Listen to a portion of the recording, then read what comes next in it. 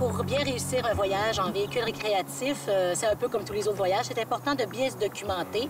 Et la vie en VR a des particularités et plusieurs sont étonnés d'apprendre qu'il y a des guides spécialisés pour le véhicule récréatif. Donc, autant pour l'aspect voyage que pour l'aspect technique. On découvre une région comme, mettons, l'Alaska en VR, c'est pas la même façon que si on était en hôtel. Donc, il y a des guides spécialisés faits par des caravaniers à l'intérieur desquels on a les itinéraires, les terrains de camping ou couchés.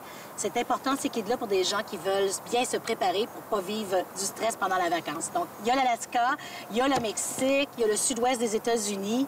On fait aussi une version... Ces guides-là sont en anglais. Il y a aussi une version française pour Terre-Neuve, le guide solo VR Terre-Neuve. Donc, tous les terrains de camping, des étapes, les choses à voir et à faire pendant l'itinéraire chemin faisant sur place. Ça, c'est pour l'aspect voyage. Un véhicule récréatif aussi, il y a beaucoup de composantes techniques.